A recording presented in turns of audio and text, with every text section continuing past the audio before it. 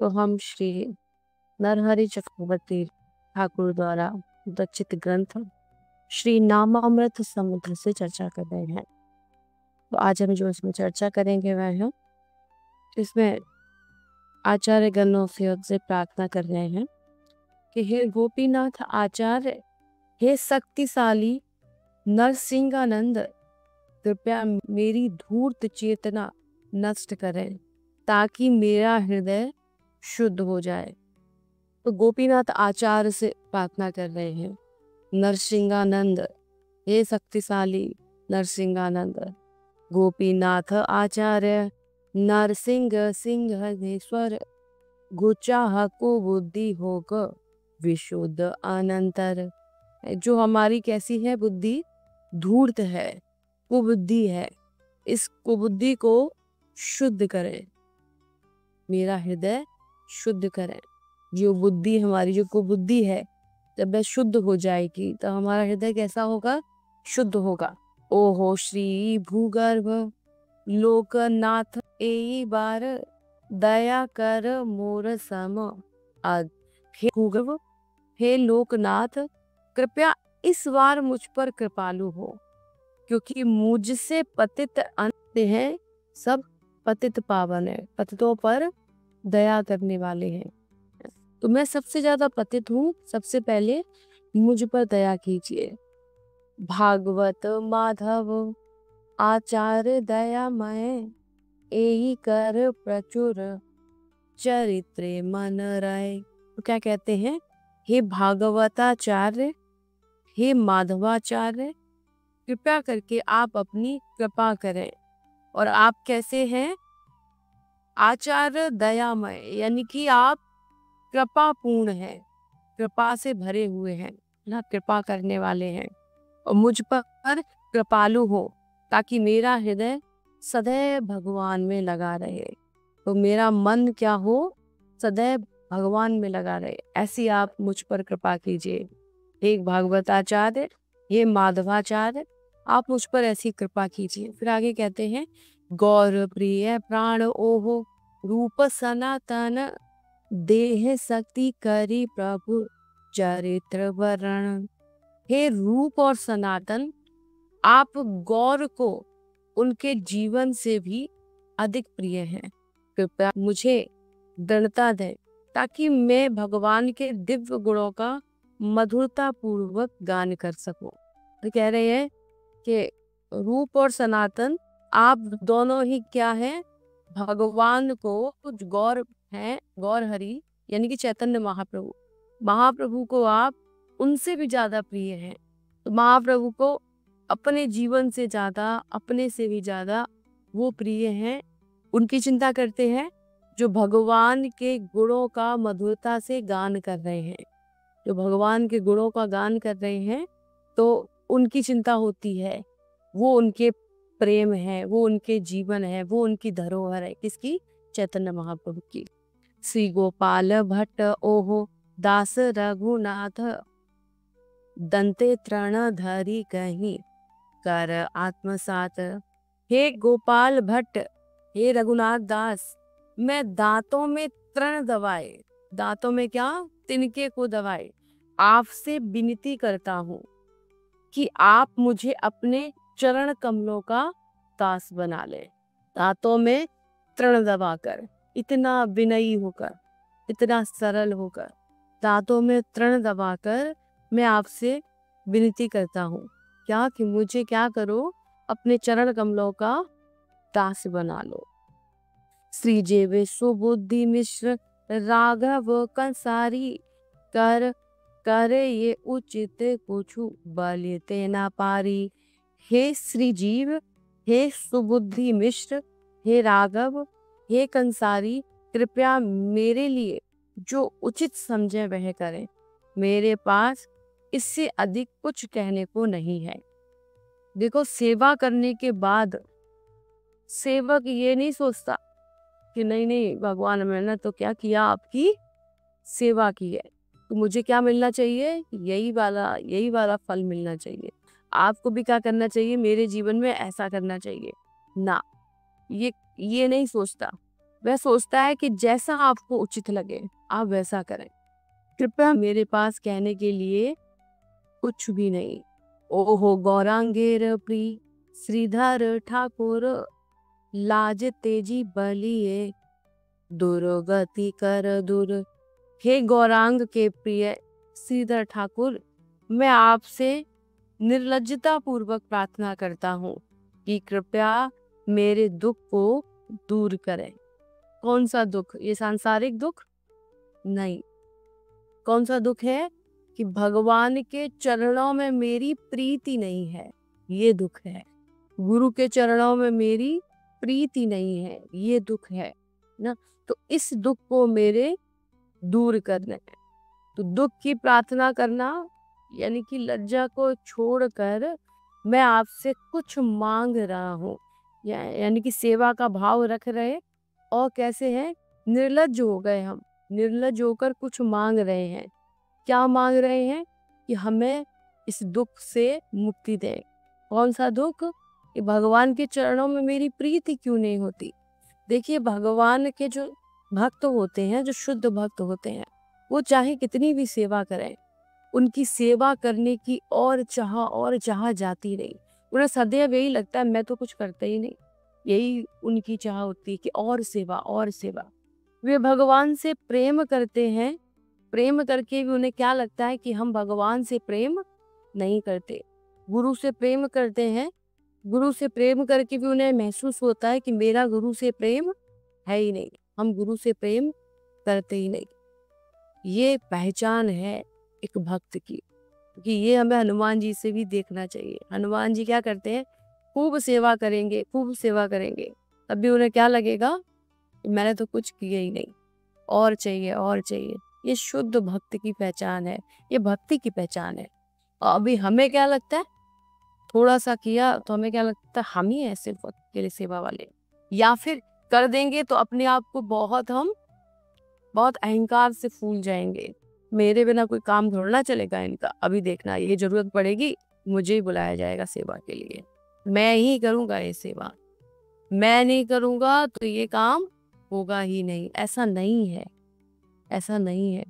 अगर कोई सेवा मिलती है तो हमारे धन्य भाग्य हैं, क्योंकि करने वाले बहुत हैं। जैसे भगवान अनंत ब्रह्मांडों के मालिक हैं, तो क्या लगता है? भगवान खुद से बोल रहे हैं कि मुझे नमस्कार करो, मेरी सेवा करो, मुझे प्रणाम करो। तो क्या भगवान को कोई प्रणाम करने वाला है नहीं? इसलिए भगवान चाह रहे हैं मेरे और फॉलोवर्स बने। ये हमें क्या लगता है? कि ऐसे ही है, क्योंकि हम ऐसा सोचते हैं तो हमें भी भगवान भी वैसे ही लगते हैं। लेकिन भगवान इसलिए नहीं कह रहे कि मुझे नमस्कार करो, मुझे प्रणाम करो, मेरी पूजा करो, मुझे तिलक लगाओ, है ना, मेरे लिए झुको। भगवान इसलिए बोलते हैं कि तुम ऐसा करोगे तो तुम सुखी हो जाओगे। ऐसा नहीं है कि भगवान की सेवा करने के लिए कोई नहीं है। तो वैसे ही है, जब हमें कोई सेवा मिलती है तो ऐसा नहीं है कि ये सेवा कोई कर नहीं सकता या सेवा करने वाला कोई नहीं है। बहुत है जो इस सेवा को कर सकते हैं, लेकिन हम पर विशेष कृपा हुई है, और उस कृपा को अगर हम महसूस नहीं करते, उसको गलत मूड में ले जाकर गलत तरीके से सोचते हैं, तो सेवा करने पर भी आप जैसे कि तैसे ही रहते हैं। सेवा भी कर रहे हैं और आप में कोई परिवर्तन नहीं आ रहा। सेवा करने का मतलब है कि हमारा हृदय और सरल और सरल और सरल हो जाना चाहिए, यानी कि और विनम्र हो जाने चाहिए। जो व्यक्ति जितनी सेवा करता है वह उतना ही ज्यादा विनयी होगा। लेकिन हमारे साथ तो ऐसा नहीं होता। हम सेवा करते हैं तो और ज्यादा क्रोध आता है। हमें लगता है अरे मेरी स्थिति को तो समझो, कितनी सेवा कर रहे हैं, एक व्यक्ति सब कुछ देख रहा है, संभाल रहा है, कितनी सेवा है। तो अगर थोड़ा बहुत आ गया क्रोध, कुछ कह दिया तो क्या बुराई है? नहीं, सेवा करने वाला व्यक्ति कैसा होगा? और विनयी और विनयी और विनयी होता जाता है। ये सही मूड में सेवा है। अगर वह सही भावना से सही मूड में सेवा करेगा तो इस सेवा का फल ही है क्या? विनम्रता। उसके अंदर और विनम्रता आएगी। वह अपने मुख में तिनके को दबा के रखेगा। ये सेवा का फल है। ऐसे करके वह सेवा करता है। तो हे गौरांग के प्रिय श्रीधर ठाकुर, मैं आपसे निर्लज्जता पूर्वक प्रार्थना करता हूँ कि कृपया मेरे दुख को दूर करें। और कहते हैं, श्रीवंश वदन बक्रे स्वर शिवानंद, दुखो पोचा इया देहे बाकेर आनंद। हे बंसी वदन, हे बक्रेश्वर, हे शिवानंद, कृपया एक बार मेरे कष्टों को कम कर दें और मुझे सुख प्रदान करें। जब कोई भगवान की साधना करता है, सेवा करता है और वह सही मूड में होता है, सही मूड में कब होंगे साधना करने पर? जब सही मूड में साधना कर रहे होंगे, जब सही मूड में सेवा कर रहे होंगे, तब क्या होता है कि हमें क्या लगता है कि भगवान से दूरी, भक्तों से दूरी, ये हमारे जीवन का सबसे बड़ा कष्ट है। जैसे एक मछली पानी के बगैर नहीं रह सकती, वैसे ही एक जो अच्छा भक्त है, शुद्ध भक्त है, वह भक्तों के संग के बगैर, सेवाओं के बगैर नहीं रह सकता। जैसे कई बार है वह अपने बारे में सोचने का समय ही नहीं होता। जैसे अगर हनुमान जी ने अपने बारे में सोचा होता तो आज उनका भी परिवार होता। हम अपने बारे में सोचते हैं ना, तो एक परिवार होना चाहिए, घर होना चाहिए, पत्नी होनी चाहिए, बच्चे होने चाहिए, घर वाले होने चाहिए, कोई तो हो जो मेरी देखरेख करे। कभी हम भी बीमार पड़ेंगे तो हमें कौन देखेगा, कौन संभालेगा, क्या होगा? मेरी सेवा करने वाला कौन है? हाँ ठीक है, विवाह के बाद भी हम श्री राम की सेवा कर सकते हैं। अच्छा होगा हम दोनों लोग मिलके करेंगे सेवा, और तो मुझे तो कोई संभालने वाला होगा। हनुमान जी ने कभी ऐसा सोचा? कभी वहां ध्यान ही नहीं गया उनका, कि सेवाओं में इतने इन्वॉल्व, इतने डूबे हुए, क्योंकि जब जब सेवा करते तो उन्हें क्या लगता, मैंने अच्छे से सेवा की ही नहीं, मुझे और सेवा करनी चाहिए भगवान की। जैसे जिस तरह से वह राम कथा के रसिया हैं, राम की कथा सुनने के रसिया हैं, वैसे ही वह सेवाओं के भी रसिया हैं। जैसे जैसे वह कथाओं को सुनते जाते हैं, वैसे वैसे वह सेवाओं में और ज्यादा दृढ़ होते जाते हैं। और हमारे साथ उल्टा होता है, हम जैसे जैसे और कथाओं को सुनते हैं और चीज़ों को जानते हैं, तो हम सेवाओं से कटते जाते हैं। हमें क्या लगता है, हम भी तो कुछ हैं, हम कम हैं क्या? हमने भी गीता का अध्ययन किया है 5 बार और करने जा रहे हैं। श्रीमद् भागवतम का अध्ययन करते हैं, वो वाले महाराज की भी क्लास सुनते हैं, ये वाले महाराज की भी क्लास सुनते हैं, ये वाले प्रभु जी की भी क्लास सुनते हैं, सुनते ही रहते हैं दिन भर।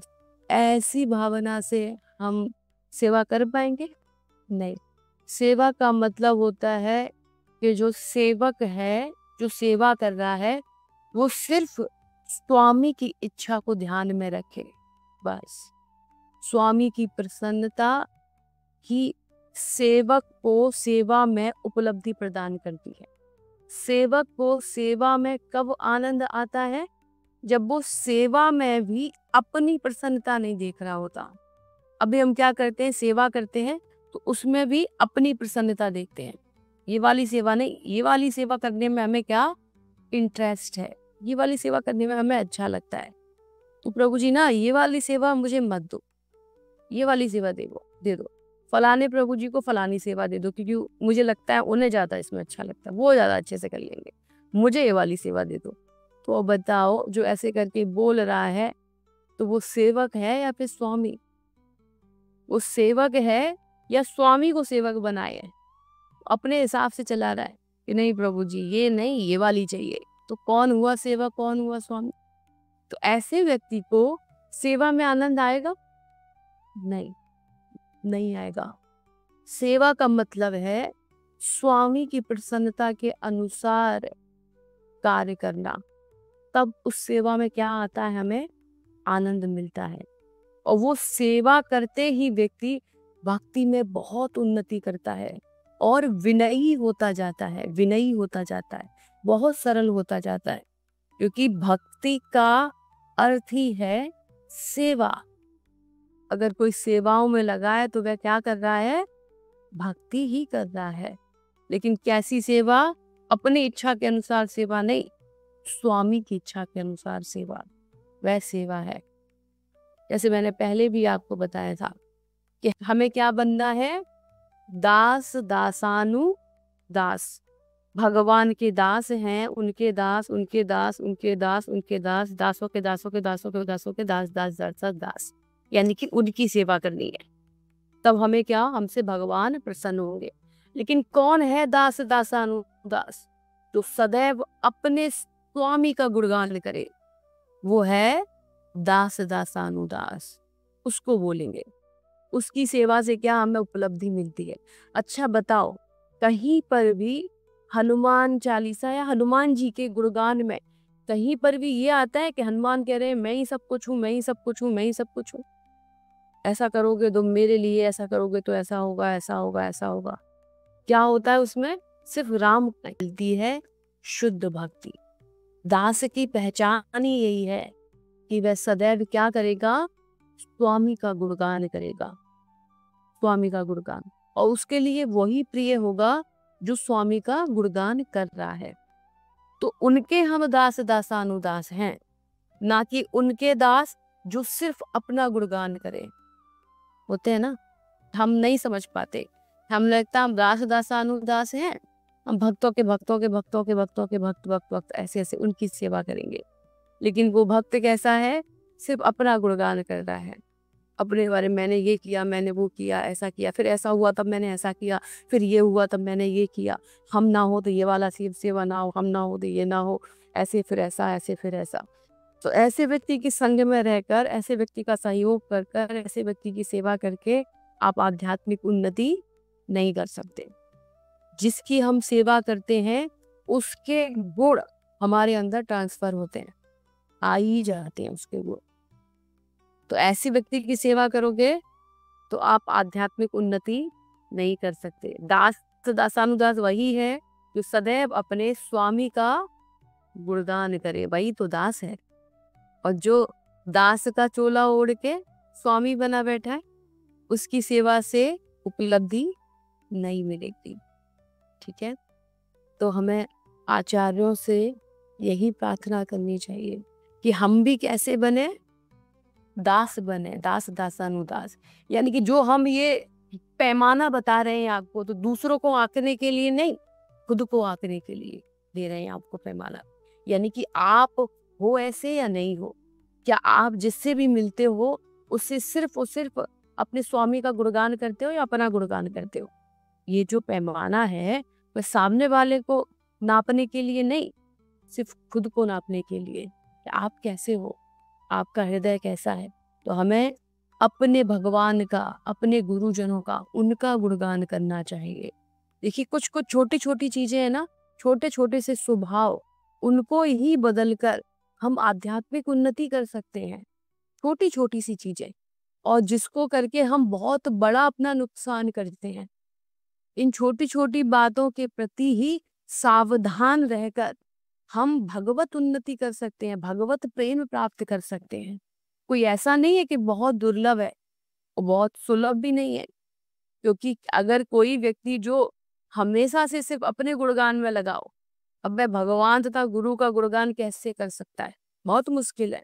लेकिन यही अभ्यास करना है, तभी हम आध्यात्मिक उन्नति कर सकते हैं। श्री नरहरि चक्रवर्ती ठाकुर की